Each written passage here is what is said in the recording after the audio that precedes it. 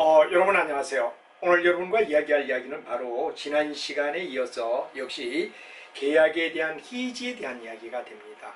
우리가 봤을 때 계약이 일단 본부와 가맹사업자가 일단 계약이 성립이 되면 내부 권리가 있죠. 권리 의무를 우리가 배웠고, 그 다음에 외부에 대하여 바로 제3자에 대한 어떤 책임에 대한 부위를 우리가 얘기를 했습니다. 그러다 이제 시간이 지나면 얼마든지 우리는 가맹계약이라는 게 서로가 이제 헤어지는 걸 갖다 우리는 가맹계약에 바로 우리가 잘 알고 있는 계약의 희지라고 우리가 말할 수 있다. 그런 얘기가 되죠. 이런 가맹계약은 바로 혼합 성격을 가지고 있습니다. 바로 일종의 하나의 뭐가 되느냐 그러면 위임 요소도 내포하고, 그 다음 또 왜 되느냐 그러면 언제라도 해지할 수 있는 원칙. 그래서 우리가 일반적으로 위임 요소와 그 다음에 언제라도 해지할 수 있다는 해지권, 이 두 가지가 결합된 게 가맹의 뭐가 되느냐 특수성이다 이거죠. 그래서 가맹은 얼마든지 만약 가맹 계약을 갖다가 서로가 성립했다 이럴 때는 위임을 하죠. 본부가 가맹점에 대하여 뭐가 됩니까? 위임 요소가 있는 겁니다. 그러다 서로가 민법적으로 존속 기간이 어디 되느냐 그럼 정한 경우가 아니고 당사자 간에 어떠냐 그러면 언제라도 해지할 수 있는 해지가 자유로운 이 두 가지. 그러다 보니까 공건 뭐가 되느냐 가맹계약은 바로 혼합계약의 개념을 가졌다. 그래서 우리 거기에 나와 있는 바로 혼합계약이다. 위임의 요소와 언제라도 해지할 수 있는 해지를 할 수 있는 자유로움, 이 두 가지를 갖다 가지고 있기 때문에 가맹계약이라는 제도는 바로 특수하게 혼합적이다. 이런 말을 우리가 쓰는 게 바로 첫 번째 이야기가 될 겁니다. 그래서 혼합이라는 얘기, 위임의 요소와 언제라도 해지할 수 있다는 두 가지를 갖다 우리는 가지고 있는데 혼합적이다. 그러는 게 바로 가맹계약의 해지에 대한 이야기, 적법성을 얘기하자 이거죠. 그래서 우리가 잘 알지만 일종의 계속 계약이지만 일방적 의사 표시만으로 법률적 관계를 갖다 소멸시키는 것을 우리는 일반적으로 뭐라 하냐 해지라고 부른다.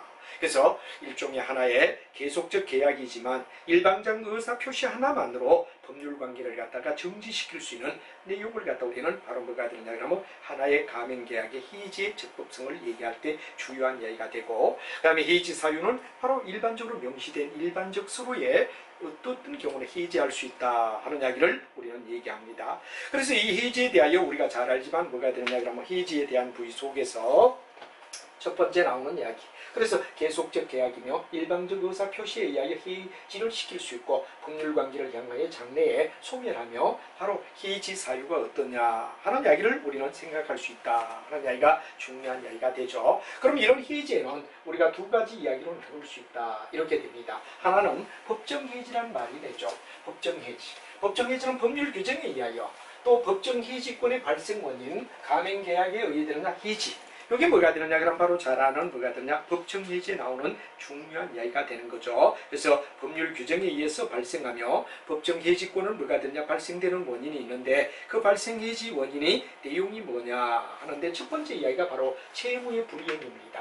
채무가 불이행적으로 이루어진다 이럴 때 예를 들어 본부가 가맹점에게 또 가맹사업자가 본부에게 이런 여러 가지 의견한 채무 이해관계가 존속될 때 채무가 해결이 되지 않는다면 바로 하나의 해지가 될 수 있다 이거죠. 그러면 존속기간이 어디에 되느냐 그러면 정해져 있는 것이 아니한 경우, 존속기간이 정해져 있는 경우 두 가지를 하더라도 아니한 경우도 정해져 있는 경우라도 만약에 채무불이행에 의한 뭐가 되느냐 그러면 내용은 해지가 될 수 있는 해지권을 가질 수 있다 하는 이야기가 바로 여러분이 알아야 할 하나의 해지에 대한 이야기, 채무불이행이 바로 이런 법정해지다 이거죠. 두 번째는 뭐냐 사정의 변경에 의하여 해지가 생길 수 있다 하는 이야기가 아주 핵심 키워드죠. 사정 변경에 의한 해지권, 바로 계속적 보정관계가 의되느냐 그러면 변경을 가져와야 될 때, 사정이 변했을 때 이때 뭐가 되느냐 그러면 사정의 변경에 의한 해지권을 신청할 수 있다 하는 말이 되죠. 그래서 여기는 당사자가 만약에 예를 들어 변경된다든가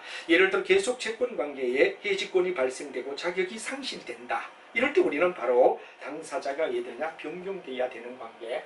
그리고 이제 우리가 중요한 뭐가 되느냐 그럼 이런 이야기, 당사자 변경, 계속적 채권 관계에 해지권이 발생하게 되고 자격이 상실된다. 이거 해지권이 발생될 때를 당사자 변경이라고 우리가 불러준다 하는 이야기를 여러분이 아시면 되죠. 그 다음에 등가 관계가 파괴되었다 그럴 때 바로 등가 관계, 대등한 관계가 파괴되었다 그럴 때를 우리는 얘기하는데 예를 들면 채권 채무의 등가 관계, 또 현저한 균형을 읽을 때 이미 체결한 내용의 계약이 수정 내지 계약 관계를 해지해야 된다고 되어 있을 때 이때 등가 관계가 파괴된다는 입장에서 뭐가 됩니까? 바로 해지권이 발동된다는 얘기가 되겠죠. 그 다음에 시장성이 상실되었다. 예를 들어 계속적인 거래 대상에서 시장을 상실했다든가 가맹사업에 뭐가 되냐 존속의 이익을 갖다가 구할 수 없다 이럴 때는 시장성 상실이 되면 자연지 가맹계약이 성립되지 않고 바로 해지될 수밖에 없다. 이런 얘기가 되죠. 그다음에 공통된 전제의 어떤 상실이 될 때 법령이 개정되었다든가 사정 변경의 원칙이라든가 공통된 전제가 바뀌었을 때 이때 뭐가 되느냐 그러면 우리가 일반적으로 봤을 때 하나의 바로 법령의 개정, 사정의 변경, 공통된 어떤 바로 전제가 변경되었을 때 공통된 전제 상실이라는 얘기에 일어나는 거죠. 그 이외에도 기타 중대한 뭐가 되느냐 불신행위가 있을 때 예를 들어 영업 표지의 변경이라든가 동의를 얻어야 되는데 동의를 얻지 않는다든가 중대한 서로의 불신행위가 일어날 때 이런 이야기는 바로 우리가 잘 알고 있는 뭐가 되느냐 바로 하나의 가맹계약에서 해지권이 발생되게 되는 원인이다 하는 말을 우리가 얘기하죠. 법정 해지로 들어갈 수 있는 이야기는 아까도 말했지만 채무의 불이행에 의한 어떤 해지, 두 번째는 사정의 변경에 대한 어떤 해지, 세 번째는 당사자에 대한 해지권, 당사자가 변경된다든가 등가관계가 파괴된다든가 시장성을 상실해버렸다. 그리고 공통된 전제가 상실되었다. 그런 이야기. 그리고 중대한 뭐가 되느냐 그러면 행위의 불신이 일어나는 경우 이때 우리는 봤을 때 뭐가 되느냐 바로 하나의 뭐가 됩니까? 일종의 이런 해지에 대한 일종의 하나의 해지에 대한 이야기가 발생되게 되고 바로 해지권이 발생되는 원인에 속하는 이야기라고 말할 수 있다 하는 이야기를 정리를 하면 될 것 같습니다. 그래서 키워드를 가지고 우리가 한번 쭉 잡아봤고 두 번째는 약정해지라는 쪽으로 넘어가자 이거죠. 약정해지가 될 때 어떻게 되느냐 하는 문제를 우리가 살펴보도록 하죠. 자, 약정해지. 자, 약정은 어떤 거냐 그런데 바로 당사자 간 계약에 있는 해지권. 이럴 때 어떻게 되느냐 그럼 만약에 해지를 하겠노라 그리고 계약서에다가 약정된 해지를 얘기하죠. 당사자 간의 계약에 의하여 그리고 가맹본부가 얘기하냐 그럼 재량을 가지고 그다음에 해지 사유가 만약에 있을 때 이런 사유가 있을 때는 필요적 기재사항으로 바로 우리가 적어야 된다. 당사자 간의 계약에 의하여 나타낼 때 해지가 나오는 거. 본부의 재량권에 의하여 해지하는 경우 그다음에 계약 해지의 사유가 있을 때 해지하는 거. 필요적 아예 여기 되느냐 이런 경우는 해지하겠노라 하고 계약서에 남겨놓은 내용을 갖다 우리는 약정해지가 되는 거죠. 그래서 가맹사업의 약정해지는 약정해지라고 우리가 말하고 계약해지가 있을 수 있다. 계약서에 쓴 이야기. 2개월 이상의 뭐가 되느냐 유예기간을 가지며 그리고 계약에 의한 사실을 구체적으로 밝히며 시정하지 아니하면 서면으로 2회 이상 통보를 해서 만약 그게 먹히지 않을 때는 바로 약정해지에 들어간다 그런 말이 되죠. 그 다음에 이제 이런 약정해지에서 우리가 중요한 이야기는 그런 입장이 될 때 약정해지가 돼야 되고 그 다음에 약정규제법과 약정해지에 대한 이야기를 우리가 보면 편입의 약정해지라는 얘기가 있는데 약관에 어떤 제한이 없을 때 가맹계약을 체결한 경우 약관의 편입을 갖다 거절한 경우 불성립되었을 때 유효한 편이 무효가 되거나 이럴 때 취소하는 걸 갖다 우리는 약관규제법이라고 얘기하고 명시되고 설명 의무가 있고 약관 해지를 갖다 반드시 어디야 되느냐 표시해야 된다 하는 이야기가 거기에 나와 있는 핵심 키워드가 됩니다. 약관 내용에 명시 의무가 있고 계약서에 부수적으로 반드시 약관 규제에 대하여 해지할 때 어떤 경우라는 이야기 그 다음에 설명의 의무가 있고 본질적 내용은 설명을 해야 되며 명시를 해야 되며 설명에 뭐가 되냐 의무를 갖다 위반했다든가 약관을 갖다가 해야 되냐 내용으로 주장할 수 없다면 곤란하다 하는 얘기가 나와 있는 약정해지의 핵심적인 키워드라고 우리가 말할 수 있다 하는 이야기가 되겠죠. 자 이렇게 해서 우리는 일단 뭐가 되느냐 그러면 이런 해지에 대한 이야기 약관 규제에 의한 해지 이게 바로 약정해지라고 우리가 말할 수 있다 하는 이야기가 되고 그 다음 합의해지는 바로 당사자 간의 합의에 의하여 당사자 간의 상황의 변화에 의하여 합의에 의하여 일어나는 해지를 갖다 우리는 바로 합의해지다 이렇게 우리가 말하죠. 합의해지는 법정해지와는 달리 예를 들어 당사자 간에 의해되는 원만한 해결을 갖다 올 때 예를 들어 채무의 불이행이라든가 또는 법정 어떤 해지라든가 합의해지라든가 손해배상 청구권 이런 것들을 갖다 해야 되느냐 그러면 포기한 채 우리는 합의를 해서 해지를 할 때를 갖다 우리는 합의해지라고 부른다 이거죠. 합의해지는 법정해지와는 달리 예를 들어서 여러 가지 당사자 간의 해결을 원만하게 한다는 입장이 되며, 예를 들어 채무불이행이나 법정해지의 손해배상권이나 이런 것들이 존속되지 않고 합의에 의하여 해지를 하겠노라 할 때 우리는 합의해지라고 얘기한다 하는 말이 되겠죠. 그 다음에 이제 우리가 봤을 때 최고에 대한 요구, 최고라는 건 상대에게 바로 뭐가 되느냐 그러면 알려주는, 내가 이러지 않으면 해지하겠노라 하고 통보를 해주는 이야기를 우리는 해지에 대한 뭐가 되느냐 최고의 요구라고 말합니다. 자, 예를 들어서 어떤 문제 소지가 있을 때 예를 들어 이행을 갖다 해야 된다는 얘기가 되고, 최고의 요구라는 얘기의 뜻은 바로 어떤 이행 지체가 되는 경우에 최고를 하고, 또 이행 거절을 한다든가 정기행위, 이행에 대하여 불능행위, 최고 요지를 만약에 하는데, 이런 경우는 어떠냐 그러면 만약에 이행을 거절했다 이럴 때는 최고를 요하지 않는다 할 때 이게 바로 최고의 요구다. 자, 문제가 소지가 있고 이행 지체된다든가 최고를 하고 이행을 거절한다든가 정리행위 이행을 갖다 하는 게 불능하다든가 최고를 요하지 않아도 될 때, 이때는 우리가 바로 문제 소지가 있다 이거죠. 최고를 요하는 경우는 바로 우리가 봤을 때 반드시 상대에게 최고를 해줘야 되며 송금을 해줘야 되고, 그리고 자정 매입의 금지 의무를 갖다 지켜줘야 되는 것, 이런 것들이 일반론에 나오는 중요한 이야기가 되고, 그 다음에 공정거래에 의하여 뭐가 되느냐 심의 결정에 의하여 해지권이나 또는 해지 완화나 고객에 부당한 불이익을 줄 때, 그 불이익을 줄 때 뭐가 되느냐 그러면 공정거래는 심의에 의하여 바로 우리가 심의 결제를 할 수 있다 하는 얘기가 되죠. 그 다음에 가맹사업법 규정에 의하여 우리가 해고 전에 의해되느냐 최고할 때, 해지 전에 최고 의무가 있는데 2개월 이상에 의해되느냐 유예기간을 줘야 된다. 그다음 계약을 2회 이상 의해되느냐 그럼 서면으로 통지해야 된다. 그래도 만약 지키지 않을 때는 적시 우리가 봤을 때 해지할 수 있고, 또 적시 해지해야 되는 사유가 될 때는 파산을 신청했을 때, 강제 집행을 당했을 때, 지불이 불능한 상태일 때, 일신상의 사유가 있을 때, 이럴 때는 가맹 바로 뭐가 있느냐 본부는 가맹 사업자에 대하여 적시 의해되느냐 해지할 수 있다 이거죠. 그 다음에 해지 표시 요구에는 바로 최고권 없는 해지와 해지권의 효과가 있고, 해지권에 대한 행사를 할 수 있으며 의무 이행이 있으며 실권에 대한 약관이 우리가 반드시 핵심되는 가장 중요한 이야기로 우리 쭉 보게 되는 그럼 이해를 해야 할 키워드의 단어다, 이런 말을 우리는 생각할 수가 있다, 이런 얘기가 되죠. 그래서 바로 해지에 대한 이 요구, 이런 걸 갖다 우리가 나타내는데, 최고 없이 해지하고 해지권의 효과가 있고 해지권의 행사를 하고, 그 다음 의무 이행을 해야 되며 바로 이제 여러 가지 실권에 의하여 일어난다, 그런 이야기를 우리가 얘기하면 되겠습니다. 자, 이렇게 해서 일단 뭐가 되는 해지가 되었다. 그럴 때 이제 해지가 되었다면 다음에는 가맹계약의 종료 후의 법률관계는 어떤가 하는 이야기를 우리 또 하나의 바로 계약론에서 이해를 해야 되겠죠. 자, 첫 번째 이야기는 바로 상품된 원상회복의 문제.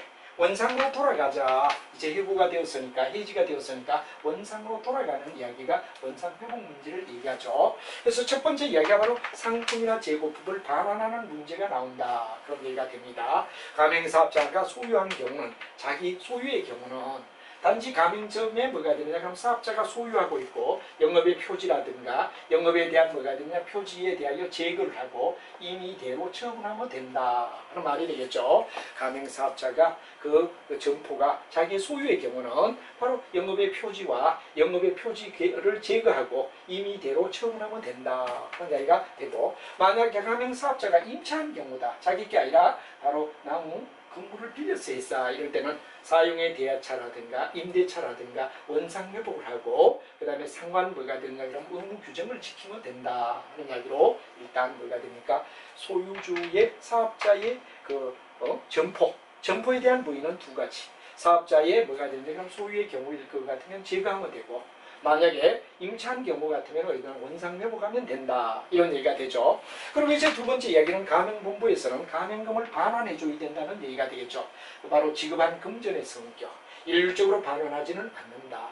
또 규정과 약관에 대한 뭐가 되느냐 그럼 바로 규제에 의하여 위반되지 않은 범위에서 가맹금을 반환하면 된다. 그래서 가맹본부, 일단 가맹사업자는 완료가 되기는 점포와 사업자의 소유인 경우냐 아니면 임차에 있는 경우냐에 따라 달라지고, 그 다음에 가맹금에 대하여 반환을 받아야 된다는 얘기가 되겠고, 그 다음에 이제 원상회복과 손해배상이라는 얘기가 나오죠. 원상회복과 손해배상, 예를 들어 원상회복의 의무를 반드시 가져야 되고, 만약 거기에 대하여 지체될 때는 바로 바로 지체되는 데 대하여 배상을 해야 된다 하는 이야기가 중요한 이야기가 되겠습니다. 원상회복의 의무가 있고 지체가 발생되었을 때 원상회복 의무, 그리고 보증금 반환의 의무, 그리고 동시행이 돼야 된다는 얘기가 되겠습니다.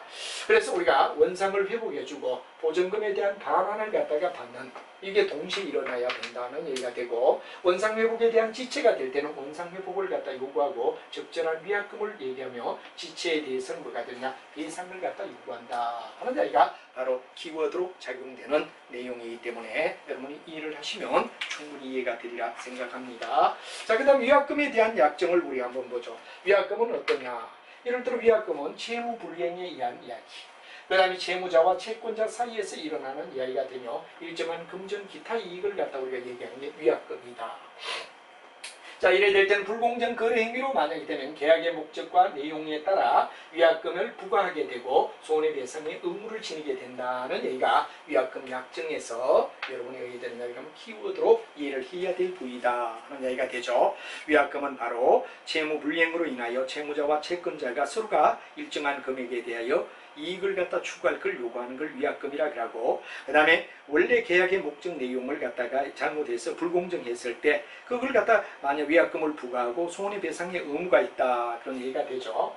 그 다음에 이제 이런 내용 속에서 우리가 다시 한번 생각해야 될 건 뭐가 되느냐, 그럼 위약금에 대하여 만약에 감액이나 무효 문제가 있을 때 의하느냐 그런 얘기가 됩니다. 너무 과중한 위약금을 요구한다, 또 불공정 거래 행위라고 얘기할 때 뭐가 되느냐, 바로 효력 유지를 위하여 해석이 될 때 뭐가 되느냐, 문제를 제기하라 하는 말이 됩니다. 위약금의 문제가 제기를 해줘야 된다 이거죠. 그래서 만약에 위약이 생겼을 때 위약금에 대한 뭐가 되느냐 그러면 바로 내용으로 반드시 뭐가 되느냐 그러면은 첫 번째 중요한 위약금에 대한 개념은 문제를 제기해야 된다는 얘기가 되죠. 그러면 거기에서 감액이나 또는 무효에 대한 법적 근거를 갖다 우리가 찾는데, 위약금을 과다하게 예약한 경우상, 또 축소해서 한 경우, 이럴 때 해석에 대한 분쟁을 갖다 해결해 주는 게 뭐가 되냐, 위약금의 감액 또는 무효의 문제라고 얘기할 수 있다 이렇게 되죠.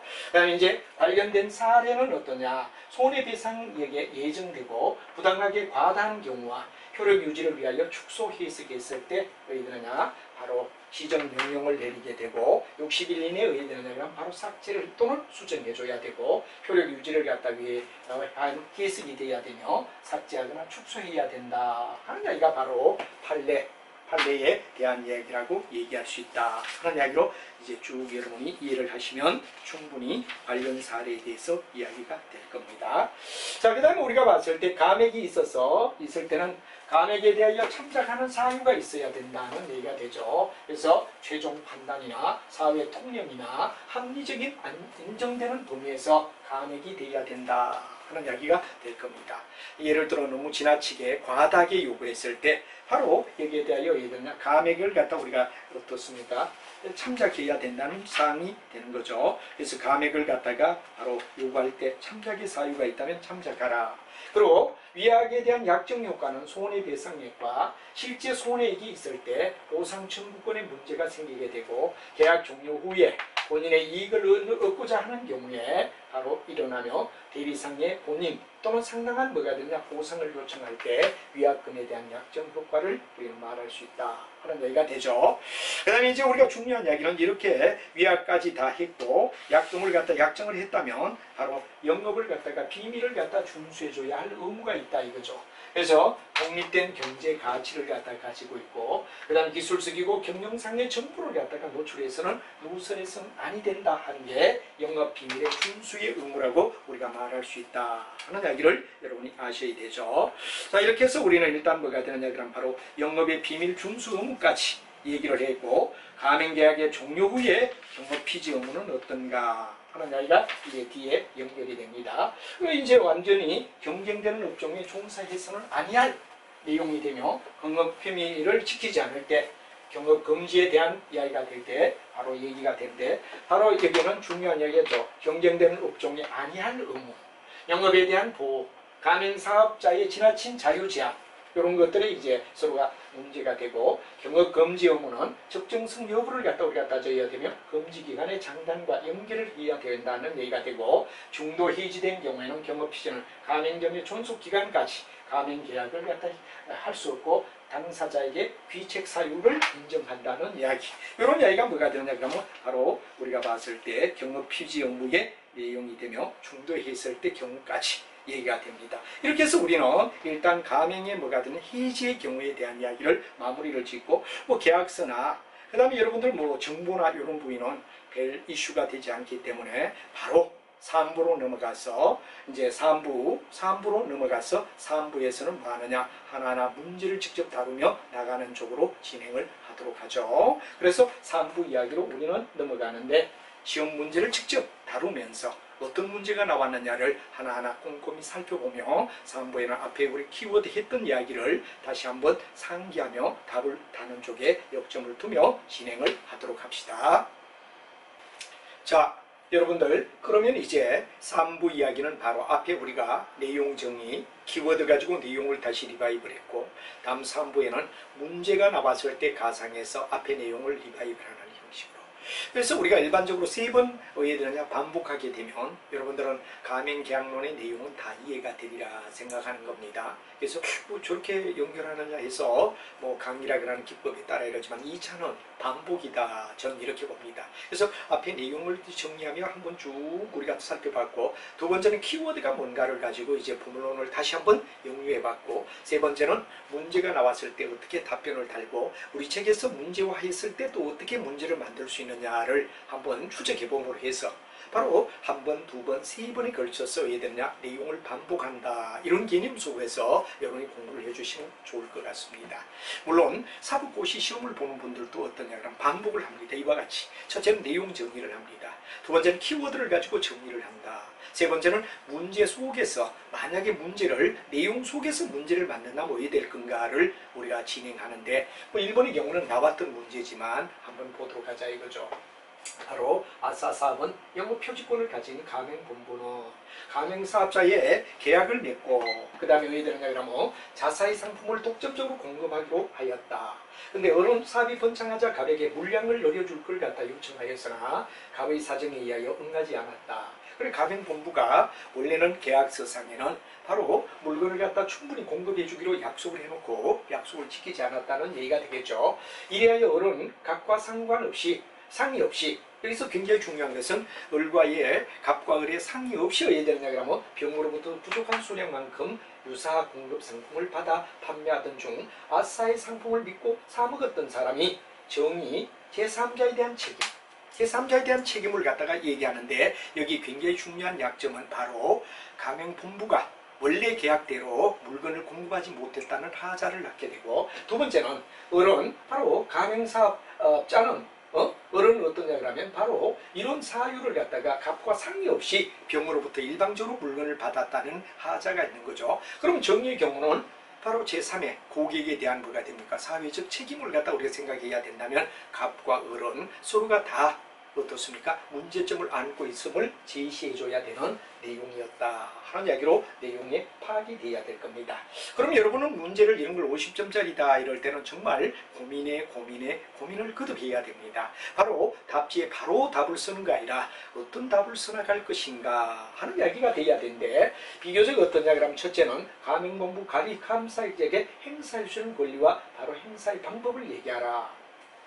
사고가 났을 때 자기 물건을 쓰지 않음으로써 어야 되느냐 그러면 바로 가맹을에 대한 이야기가 되겠죠. 다음 정리각과 병력에 행사할 수 있는 권리를 설명하라. 그리고 제1의 문제는 가맹사업자를 을에게 행사할 수 있는 권리와 방법을 설명하고 쟁점 정리는 가맹본부와 가맹사업자에 행하는 바로 을에게 행하는 가맹해지권과 손해배상 문제가 어떤가 하는 문제가 되고 해지법에 대한 제한이 아니면 동조단서에 따라 해지가 가능한지 문제를 제기하라. 해서 문제에 쟁점을 주고 있습니다. 그럼 우리는 일반적으로 이제 서론의 이야기는 바로 여기서 일어나는 이야기.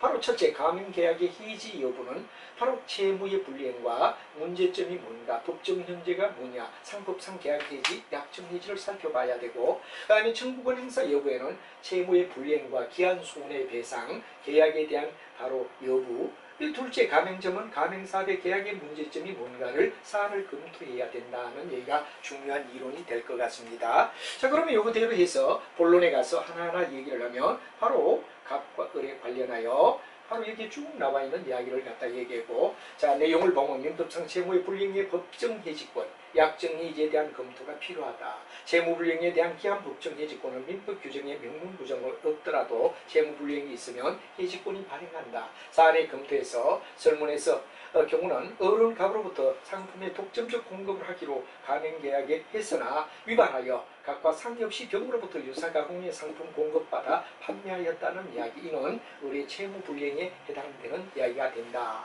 하는 이야기를 얘기를 했겠죠.